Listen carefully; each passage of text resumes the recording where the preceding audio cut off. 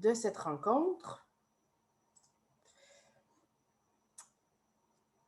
Ainsi, c'est l'heure. J'invite donc Madame Stéphanie Laure à prendre la parole pour vous introduire cette présentation.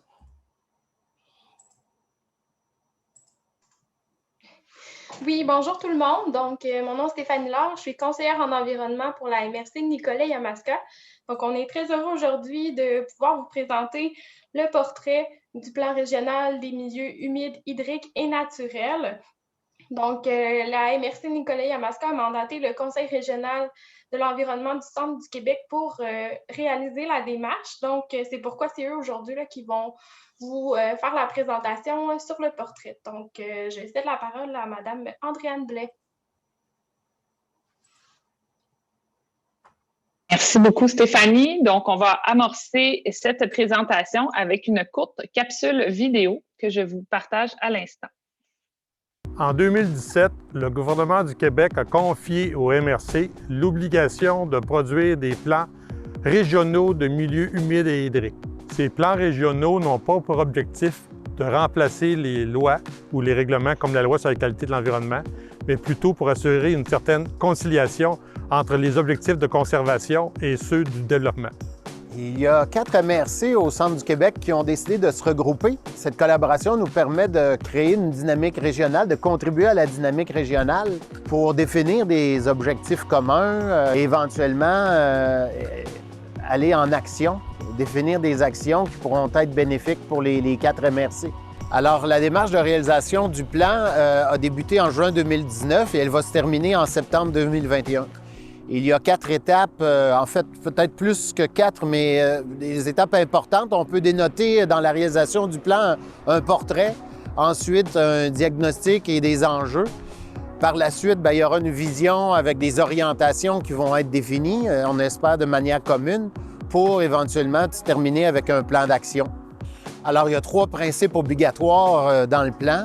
Il y a premièrement aucune perte nette. On ne peut pas en perdre à l'échéance du plan, ça prend la même quantité. Il y a la gestion de l'eau par bassin versant qui doit être prise en compte, ainsi que les changements climatiques.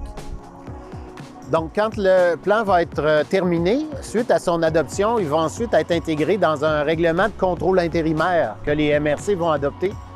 Et il faudra assurer la compatibilité de notre plan avec le contenu des schémas d'aménagement des différentes MRC. Tournés vers l'avenir, les MRC ont décidé d'entreprendre une démarche globale qui intègre tous les milieux naturels, donc les friches, les forêts, les milieux humides, les milieux hydriques, ainsi que le concept de la connectivité. Nos milieux humides couvrent 12 % de notre territoire, caractérisés par les grandes tourbières à l'est, ainsi que par les milieux humides riverains au lac Saint-Pierre. Nos milieux hydriques serpentent le territoire sur 12 500 km et les principaux bassins versants sont la Saint-François, la Nicolet, la Yamaska, ainsi que la Bécancour. Les milieux boisés couvrent près de 50 % de notre territoire. Ils sont composés principalement de forêts feuillues et mixtes. Il est maintenant prioritaire d'assurer l'équilibre fragile entre la conservation et le développement, et ce, afin d'assurer une qualité de vie pour les générations actuelles et futures. Pour de plus amples informations, vous pouvez consulter le site patrimoinenaturel.ca. En 2017, Donc, comme vous avez pu entendre dans la capsule vidéo, les plans régionaux des milieux humides et hydriques, les PRMHH, sont une obligation en vertu de la loi sur l'eau, soit les articles 15 à 15.7. Nous vous invitons d'ailleurs, si cela vous intéresse, à aller consulter cette loi. Les MRC de la région doivent identifier les milieux humides et hydriques présentant un intérêt écologique, les milieux humides et hydriques devant faire l'objet d'encadrement des activités, et les milieux humides et hydriques devant être restaurés ou les territoires où la création de milieux humides et hydriques doivent être réalisés. Afin de parvenir à la réalisation de ce plan qui doit être déposé dans la prochaine année, les MRC se sont joints, soit la MRC de l'érable, Arthabasca, Drummond et Nicolet-Yamaska, afin de faire une démarche collective, afin de profiter de l'expertise régionale et de l'ensemble des acteurs présents en région. Cette démarche a été offerte dans le cadre d'un mandat au Conseil régional de l'environnement du Centre du Québec, qui se trouve être le mandataire de la démarche. En plus de considérer les milieux humides et hydriques du territoire, les MRC ont inclus les forêts, la connectivité, et les friches. Vous aurez la chance aujourd'hui de voir l'ensemble du portrait de ces différents éléments. Pour de plus amples informations, nous vous invitons à visiter le patrimoine-naturel.ca. 6 grandes étapes forment cette démarche, soit l'amorce, le portrait, le diagnostic, l'engagement de conservation, le plan d'action et le dépôt du PRMHH en septembre 2021 au ministère de l'Environnement et de la lutte contre les changements climatiques. Nous en sommes présentement à déposer publiquement le portrait des 4 MRC. Nous avons réalisé un webinaire en juin 2020. Nous réalisons présentement ce webinaire pour présenter les résultats du portrait. Nous invitons à mettre à votre agenda les webinaires du 15 mars qui présentera le diagnostic, le 15 mai, les engagements de conservation, une grande consultation en juin, de plus amples informations suivront dans le prochain mois, et le 15 octobre pour l'ensemble de l'œuvre. De plus, en allant sur le site patrimoine-naturel.ca, vous pouvez vous inscrire à l'infolette mensuelle que vous allez recevoir à chaque début de mois, vous informant de l'évolution de la démarche. Pour la présentation du portrait, vous aurez la chance de voir de nombreuses images des milieux naturels qui ont été prises sur notre territoire. Ça va démontrer l'ensemble du patrimoine naturel auquel les Centricois ont accès. Le portrait contient le contexte du centre du Québec, le contexte environnemental, le contexte d'aménagement, ainsi qu'un atlas cartographique. L'ensemble de ces documents sont disponibles sur le site Internet patrimoine-naturel.ca. Nous vous présentons maintenant le contexte du centre du Québec. Le centre du Québec est formé de 2 grands ensembles géologiques, soit les basses terres du Saint-Laurent, caractérisées par un territoire plus plat, où la mer de Champlain a laissé de grands lacs qui se sont formés avec le temps en milieu humide, notamment les grandes tourbières ouvertes. Nous avons aussi les Appalaches, caractérisés par un paysage plus vallonneux, où se retrouvent de plus petits milieux humides isolés à travers le paysage. Le centre du Québec est composé de 79 municipalités et d'une Première Nation Abénaquis, soit les territoires d'Odanak et de Wolinack. 6 grandes villes se retrouvent dans notre région. 5 grandes MRC couvrent l'ensemble du territoire, un territoire de 7202 km². La population est principalement urbaine, avec 34 % de la population qui est rurale, pour un total de 247 333 personnes, soit 2,9 % du Québec. Le nombre d'habitants par municipalité ici est présenté selon les 6 principales villes, soit Drummondville avec une population de 78 345, suivie par Victoriaville avec 47 516. Nous retrouvons aussi Princeville, Plessisville-Ville et Nicolet. Ce portrait s'adresse bien sûr aux 4 MRC ciblés dans le PRMHH. Le territoire est à 73 % privé, soit 27 % de tenure publique. Prendre note que le PRMHH couvre le territoire privé du centre du Québec. Au niveau de l'utilisation du sol au centre du Québec, nous retrouvons majoritairement 46 % de milieux boisés, 38 % de milieux agricoles, 12 % de milieux humides, 4 % d'eau profonde, soit les cours d'eau et les lacs, 3 % de friches et environ 6 % de zones anthropiques formées des routes et des municipalités avec les cadres bâtis.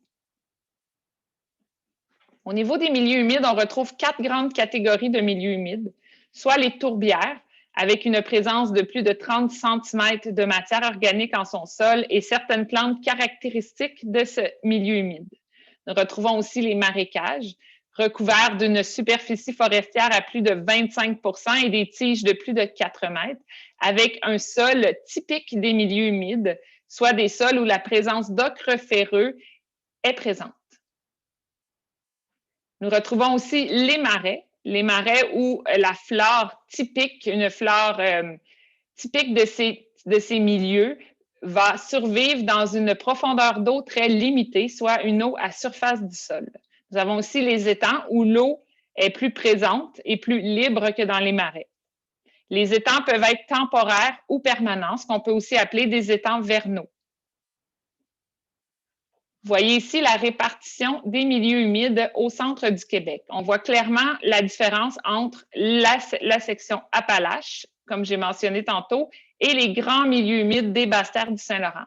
On constate aussi la répartition des milieux humides entourant le Grand Lac Saint-Pierre dans la MRC de Nicolet-Yamaska. Donc, on peut constater cette grande répartition bordant le fleuve Saint-Laurent. Les milieux humides, comme mentionné, couvrent 12 de notre territoire. Ces milieux humides sont à 80 forestiers. Donc, 80 de nos milieux humides sont forestiers, soit 20 de nos forêts. La répartition par MRC ici des milieux humides, 19 dans la MRC de l'Érable, 12 dans la MRC de Nicolet-Yamaska grâce aux grands milieux humides du lac Saint-Pierre, 8 d'Andromone et 9 dans la MRC d'Arthabasca. Nos milieux hydriques maintenant sont caractérisés par des grands plans d'eau, que ce soit le lac William-Joseph dans la MRC de l'Érable, les Trois Lacs dans la MRC d'Arthabasca. Nous retrouvons aussi le lac Saint-Pierre ici dans le centre, reconnu par l'UNESCO comme un lieu de très haute biodiversité. Et nous retrouvons tous les autres cours d'eau qui serpentent notre territoire. L'ensemble de cette eau va se drainer dans ce qu'on nomme le bassin versant, portion de territoire drainée par un cours d'eau principal et ses tributaires, lesquels s'écoulent et convergent vers un même point de sortie appelé l'exutoire. Ici, c'est le fleuve Saint-Laurent. Nous retrouvons 4 grands bassins versants sur notre territoire, soit la Yamaska qui vient ici chercher au niveau de la Montérégie, la rivière Saint-François qui prend sa source dans la baie Saint-François au niveau du lac Saint-Pierre, le grand bassin de la rivière Nicolet qui prend justement sa source près de la municipalité de Nicolet. Nous avons aussi le bassin versant de la Bécancour qui prend son exutoire dans le secteur du parc industriel de Bécancour. La longueur de milieu hydrique par MRC, maintenant la MRC de Drummond a celle que les milieux hydriques serpentent le plus son territoire, soit avec 3038 km, suivi par la MRC d'Arthabasca, de l'Érable et de Nicolet-Yamaska. Au niveau des forêts, nous avons 4 grands types de forêts, soit les forêts humides composées de marécages et de tourbières boisées, représentant 20 de nos forêts, les feuillus, les résineux et la forêt mixte qui est un mélange entre les résineux et les feuillus. On peut voir maintenant cette répartition de forêts à travers le territoire, majoritairement regroupées au niveau des Appalaches. Ces forêts sont à 60 ici dans la MRC de l'Érable, 51 dans la MRC d'Arthabasca, 43 dans la MRC de Drummond et 25 dans la MRC de Nicolet-Yamaska. Nous avons aussi inclus, les MRC ont aussi inclus dans les PRMHH les habitats qu'on nomme les friches. C'est des habitats herbacés qui sont utilisés par nombre d'oiseaux, notamment en milieu agricole.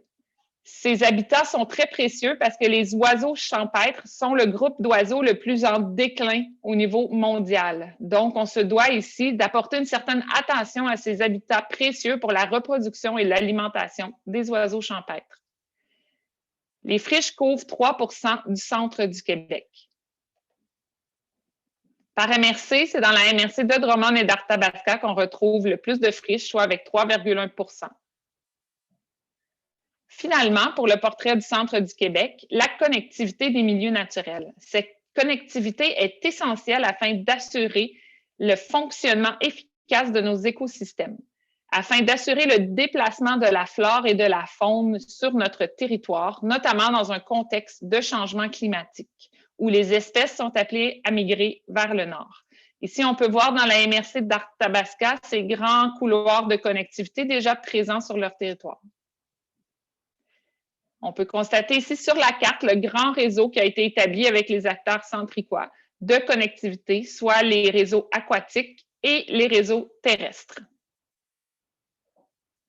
Maintenant, je vais céder la parole à Marjorie Lagueux qui va vous présenter le contexte environnemental.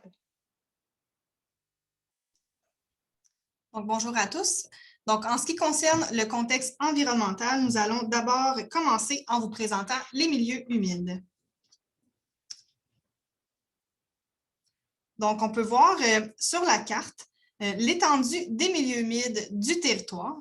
Cette carte provient de l'analyse géomatique réalisée par le ministère de l'Environnement.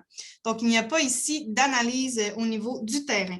Donc, en se basant sur cette carte, il y aurait 12% du territoire qui serait composé de milieux humides et 6% des forêts de la MRC qui seraient humides. Donc, on parle de marécages et de tourbières boisées. De plus, dans la MRC de Nicolet-Yamaska, c'est la plus grande proportion de marais qui se trouve au niveau du littoral du lac Saint-Pierre.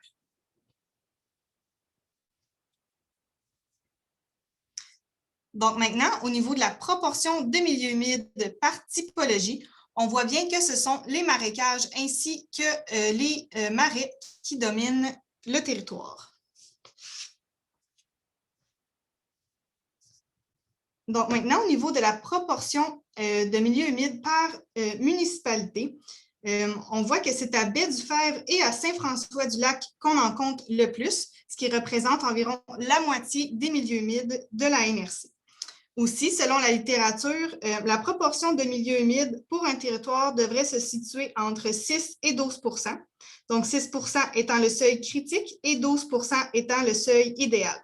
Donc, dans la MRC, là, il y a 11 municipalités qui ont un seuil inférieur au seuil critique de 6%. Donc, maintenant, au niveau du schéma d'aménagement et de développement ainsi que de la réglementation, donc, on est rendu aux perturbations. Donc, au niveau du réseau de transport, là, en ce qui concerne le chemin des véhicules hors route, on note qu'il y aurait 25 hectares de milieux humides qui seraient perturbés. Aussi, les chemins, les ornières et les drainages forestiers gérés sans précaution pourraient venir perturber nos milieux humides.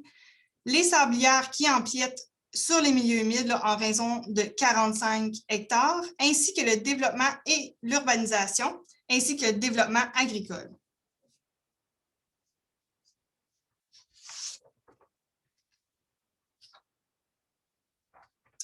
Donc, ici, on revient au schéma d'aménagement et de développement ainsi que la réglementation. Donc, la MRC a déployé un plan de transition écologique et au sein de ce plan, on retrouve des objectifs qui visent la biodiversité et les milieux naturels. Il est d'ailleurs mentionné que d'ici 2024, la proportion de milieux naturels devrait être maintenue à 34%. La proportion d'aires protégées devrait atteindre 12%, puis accroître l'intégrité de la connectivité des milieux naturels du territoire. On ne note pas d'orientation ni de réglementation là, au niveau du schéma.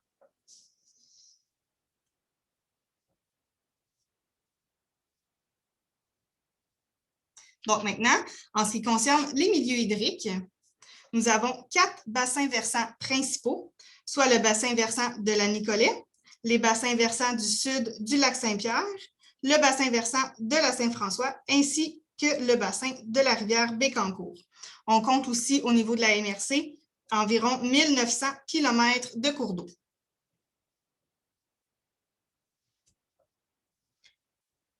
Donc, sur la prochaine carte, vous allez voir les stations de suivi au niveau de la qualité de l'eau. Donc, on recense que la qualité de l'eau est très mauvaise pour les rivières Lemire, Landroche et Saint-Zéphirin.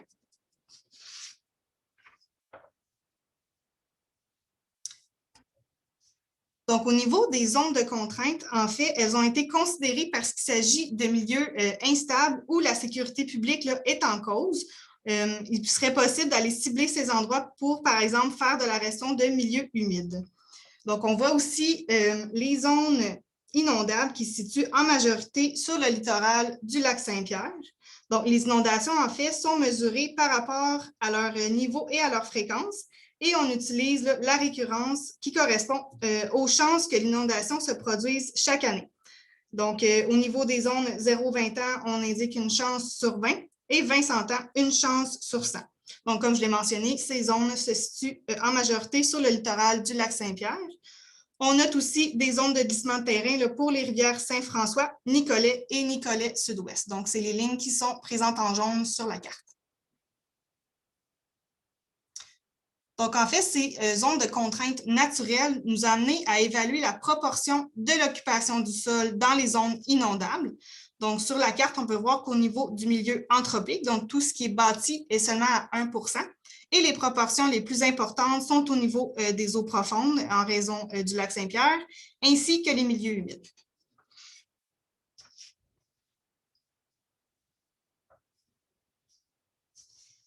Donc, maintenant, pour les perturbations, en milieu forestier, on note les traverses à gué, les ornières et le drainage qui pourraient venir perturber nos milieux hydriques.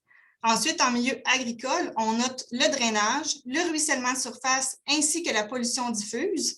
Mais afin de contrer ces problématiques, de nombreux diagnostics d'érosion ont été réalisés sur le territoire. Et pour finir, en milieu urbain, la problématique majeure est le taux d'imperméabilisation des surfaces qui sont connectées à un réseau de drainage pluvial.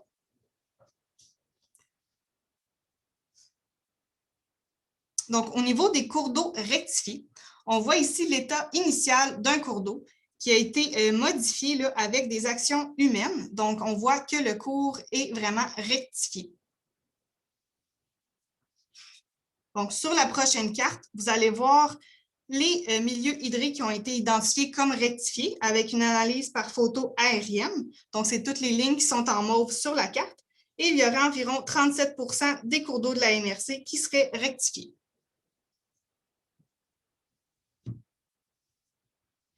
Donc, maintenant, pour les tronçons de milieux hydriques ayant fait l'objet de travaux d'entretien, en fait, c'est que la MRC peut réaliser des travaux requis pour rétablir l'écoulement normal du cours d'eau.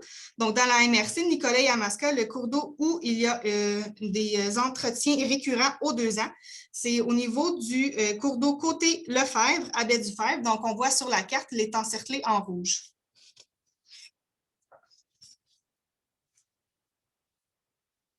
Donc maintenant, pour les sous-bassins versants qui ont été priorisés sur le territoire, en fait, je dis priorisés parce qu'on a identifié des problématiques qui étaient plus importantes. Donc, on a identifié les bassins versants du sud du lac Saint-Pierre, le bassin de la rivière Saint-Ziphérin, du Carmel, Marguerite, ainsi que de la rivière Blanche.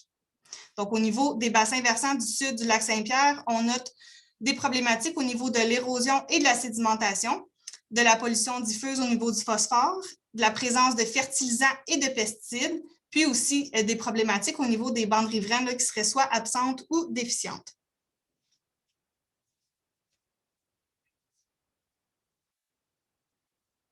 Donc maintenant, pour le bassin de la rivière Saint-Ziphérin, on note des présences importantes de coliformes fécaux et de matières en suspension, ainsi et d'ailleurs les bandes riveraines qui sont absentes ou déficientes. Au niveau de la rivière du Carmel, on note les concentrations élevées en phosphore, en azote total et de matière en suspension, ainsi que la proportion élevée de cours d'eau rectifiés. Donc maintenant, pour le bassin versant de la rivière Marguerite, on note les inondations qui sont fréquentes, les cours d'eau qui sont fortement recreusés et rectifiés, ainsi que des bandes riveraines absentes ou déficientes. Et pour finir, au niveau du bassin versant de la rivière Blanche, on note des présences très élevées en chlorophylle A qui sont liées à la concentration de phosphore, ainsi que des bandes riveraines qui seraient inférieures à 3 mètres. Donc, en ce qui concerne le schéma d'aménagement et de développement ainsi que la réglementation, il y a le règlement de contrôle intérimaire qui encadre tous les ouvrages et les constructions en bordure des cours d'eau et des rivières. L'applicabilité d'un 10 mètres de bande riveraine qui est à respecter en milieu agricole pour les rivières Bécancour, Nicolet et Saint-François.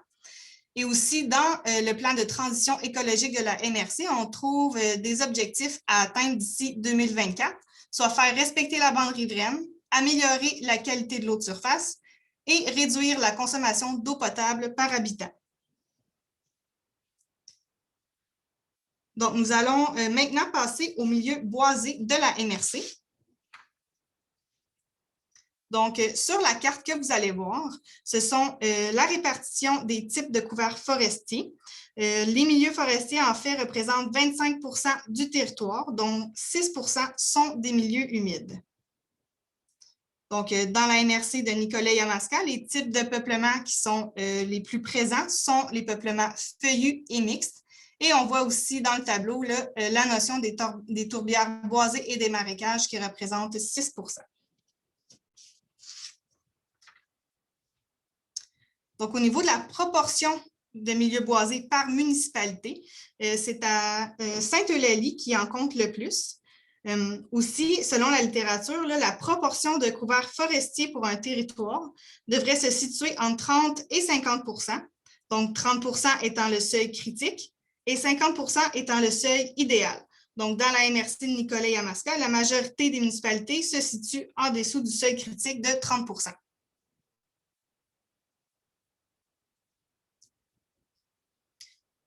Donc, maintenant, sur la carte, vous allez voir des points ainsi que des polygones qui représentent des éléments d'intérêt forestier. Donc, ces éléments d'intérêt forestier se composent de forêts rares ainsi que de forêts anciennes. Donc, on note une chênaie rouge, une érablière argentée et frênée rouge, un groupement à noyer cendré ainsi qu'une peupleraie deltoïde. Nous avons aussi une forêt ancienne, une érablière à bouleau jaune. Et on peut voir aussi les forêts matures, soit de type de couvert feuillu et mixte, qui seraient vieilles et iniquiennes, c'est-à-dire qui comprend plusieurs classes d'âge et de grandeur.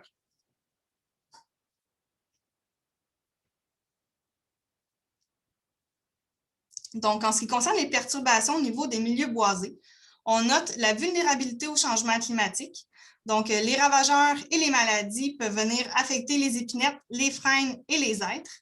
On note aussi que les forêts actuelles sont moins riches qu'autrefois. Elles sont plus jeunes et plus homogènes. On peut noter des proportions qui sont diminuées de forêts matures. Aussi, certaines formes de bois morts là, qui se raréfient. La simplification des structures internes des peuplements, la modification de la composition végétale des forêts, ainsi que la modification de l'organisation spatiale des forêts.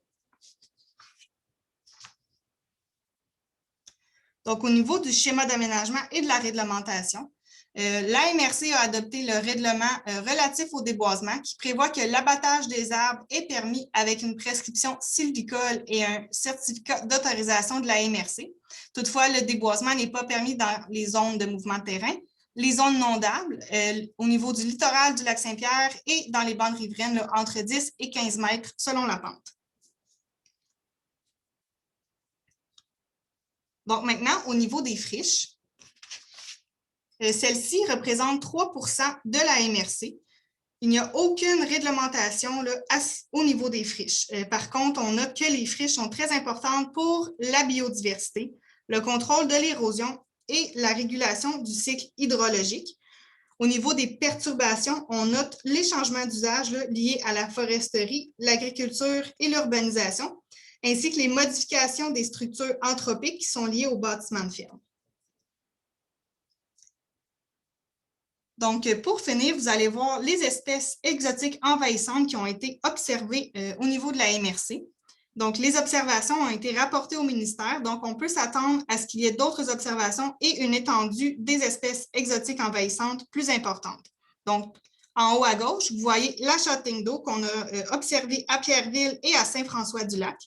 En bas à gauche, vous voyez le scarabée japonais qui a été observé à Nicolet, ainsi que la renouée du Japon, à l'image en haut de droite, qui a été observée dans la municipalité de la Visitation de Yamaska. Donc maintenant, ce qui concerne le contexte d'aménagement, je vais laisser la parole à ma collègue Anaïs Messier. Oui, bonjour tout le monde. Pour le contexte d'aménagement, le dernier chapitre du portrait de la MRC de Nicolet-Yamaska, on s'est attardé à quelques éléments. En particulier, on a essayé de recenser vraiment les activités économiques les plus importantes et les activités de développement en cours et à venir. Pourquoi on doit faire un tel exercice dans le cadre de l'élaboration du plan? C'est qu'en ayant en tête et en essayant de localiser ces activités, ces projections de développement, on peut mieux planifier l'aménagement pour le futur. Le but étant toujours de concilier les objectifs de ce développement et de la conservation des milieux naturels. Donc d'abord pour la démographie, rapidement, donc la MRC compte environ 23 000 habitants. Comme vous voyez à l'écran, c'est près de 10 de la population du centre du Québec. La population a d'ailleurs connu une légère croissance dans les dernières années. La population est également vieillissante, ce qui pourrait moduler la demande en logement dans les prochaines années, dans les prochaines décennies. C'est une situation qui est observable non seulement à l'échelle de la MRC, mais aussi de toute la région et de la province au complet. Du côté des secteurs économiques, c'est certain que l'agriculture est un moteur économique très important. D'ailleurs, c'est cette activité-là qui occupe une très grande partie du territoire, surtout dans les plus petites municipalités. Les productions animales sont celles qui génèrent le plus de revenus et en tête, on a le secteur laitier qui domine en termes de revenus et de nombre d'entreprises sur le territoire. Les cultures végétales qui occupent les plus grandes superficies sont le foin, le soya et le maïs grain. On note que les activités de foresterie, d'acériculture et de culture de la canneberge sont présentes sur le territoire, mais la MRC ne se démarque pas nécessairement à ce niveau-là. En tout cas, si on compare en particulier avec d'autres MRC de la région. Pour ce qui est des perspectives de développement, il est bien mis en évidence là, au schéma d'aménagement et de développement de la MRC qu'il y a une volonté là, de mettre en valeur le potentiel, en particulier pour les activités récréotouristiques du lac Saint-Pierre et de la réserve de biosphère. Pour ce qui est du développement résidentiel à venir, comment on a traité cet aspect-là? En fait, on a utilisé les chiffres qui sont rendus disponibles par l'Institut de la statistique du Québec, l'ISQ. Donc, l'ISQ produit des projections concernant l'évolution du nombre de ménages par municipalité. Les projections les plus récentes concernent la période 2016-2036, donc une période de 20 ans. C'est sûr qu'il faut garder en tête que ces chiffres sont des projections, qu'ils sont volatiles, qu'ils peuvent différer de la réalité, bien entendu, pour toutes sortes de raisons et de contextes différents. Par contre, c'est une base largement utilisée pour la planification parce qu'on peut prendre pour acquis que les municipalités qui peuvent s'attendre à une augmentation marquée du nombre de ménages auront un besoin plus marqué en nouveaux logements. Et donc, ce seraient les secteurs où il pourrait y avoir un petit peu plus de travail à faire pour concilier les usages, encore une fois, concilier les objectifs de développement et de conservation des milieux naturels. Pour la MRC, on peut s'attendre en particulier à du développement résidentiel à Nicolet et à Saint-Léonard-d'Asterne. En fait, à l'échelle de la MRC, on s'attend à une légère augmentation de la population. Pour la plupart des municipalités, toutefois, on s'attend à un maintien de la population selon les chiffres de 2016. Maintenant, un autre aspect qui a été considéré, donc c'est l'occupation du sol dans les affectations.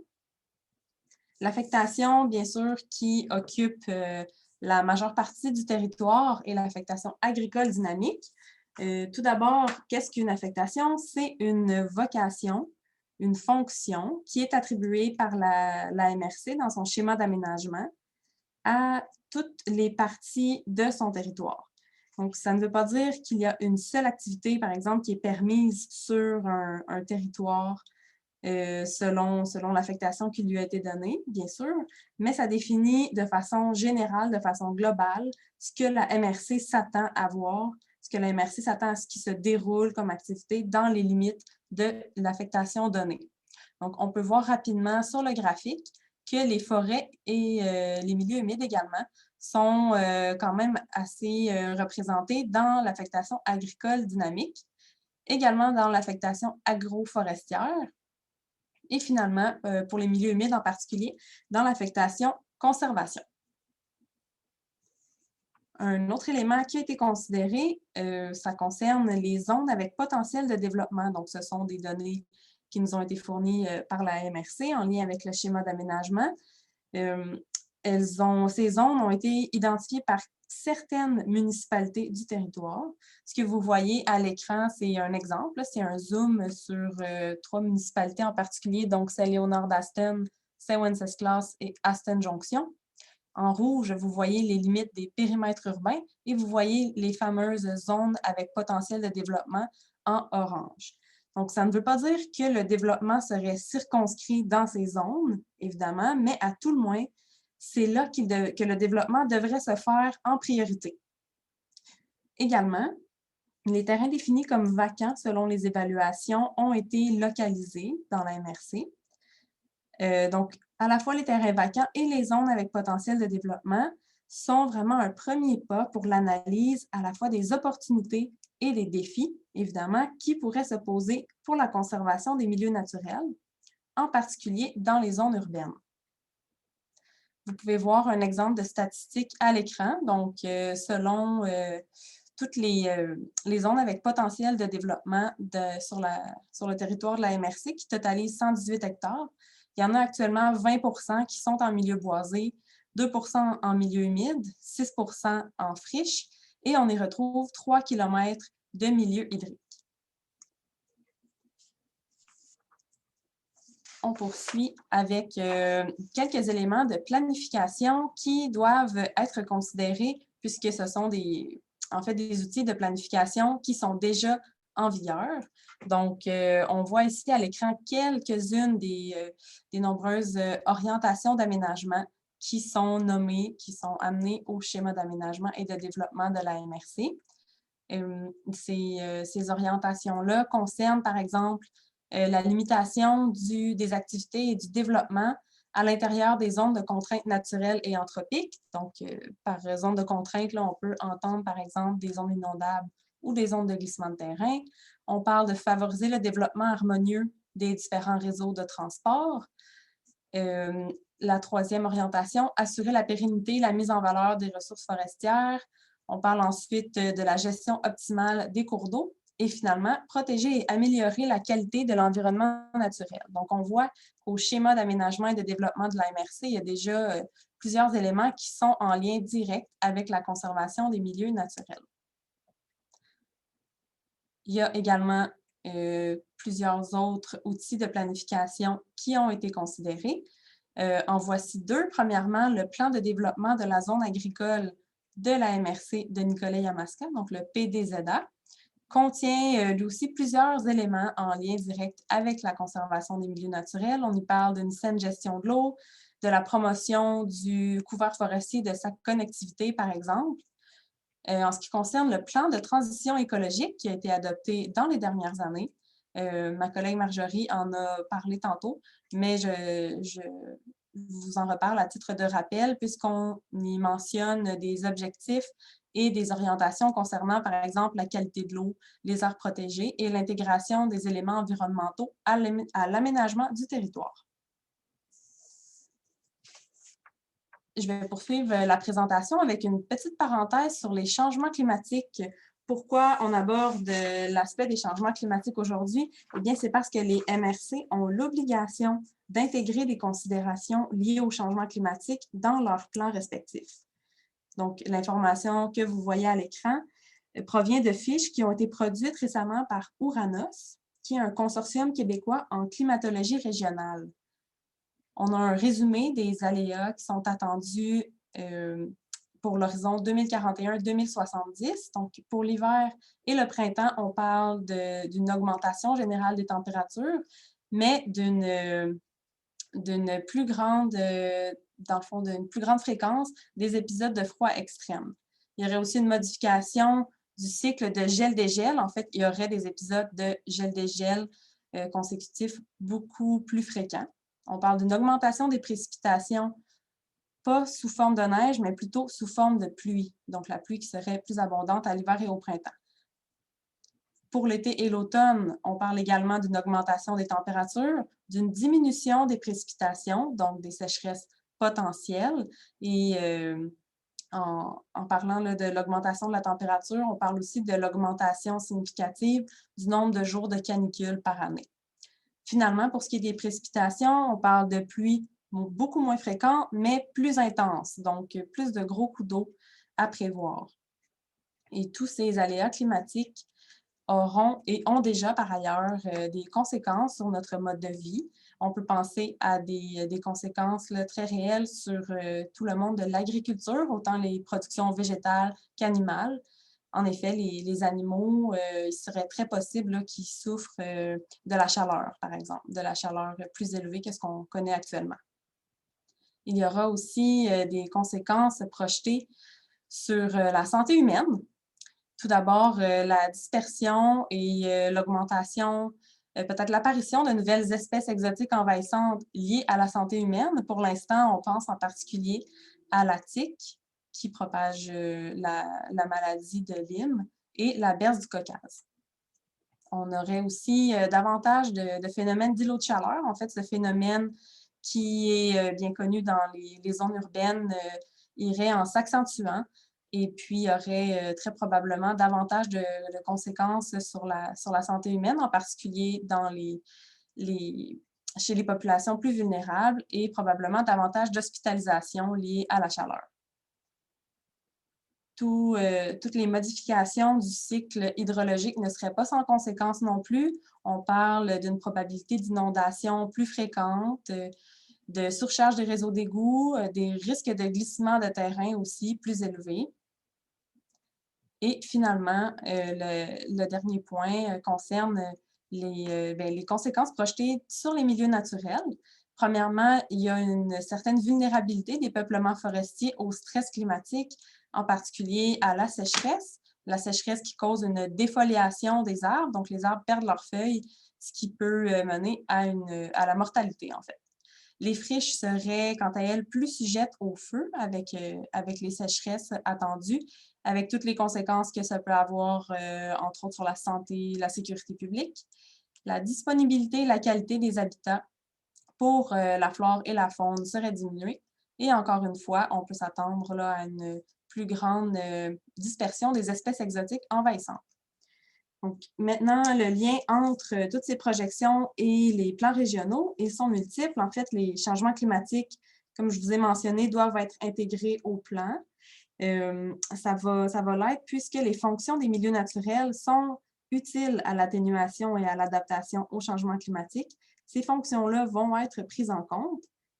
Pour vous donner quelques exemples rapidement, on peut penser à la fonction de séquestration du carbone par certains écosystèmes, qui est une fonction majeure pour l'atténuation des émissions de gaz à effet de serre.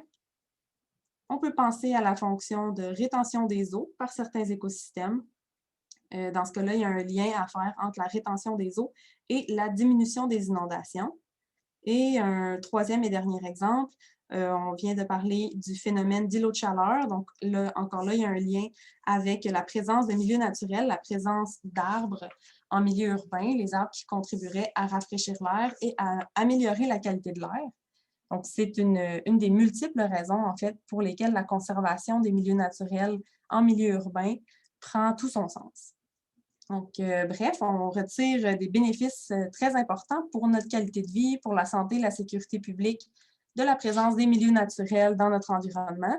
Et plus ces milieux naturels vont être en santé, plus ils vont être connectés les uns aux autres, c'est-à-dire que plus les bénéfices qu'on va en retirer pourront être importants.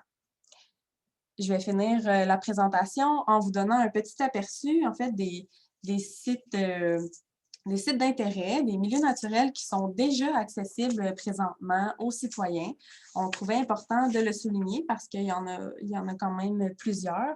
Vous pouvez voir quelques photos à l'écran. Donc, je vais peut-être en oublier, mais on a essayé de faire quand même un recensement de ce qui se trouve sur le territoire. Donc, le parc écomaritime de l'Anse-du-Port à Nicolet, toute la biosphère du lac Saint-Pierre qui offre plusieurs possibilités d'activités, la réserve naturelle du Boisé du Séminaire à Nicolet et plusieurs sentiers pédestres sur le territoire, entre autres à Sainte-Monique, à Sainte-Eulalie, et on peut nommer aussi le sentier Tolba à Odanak.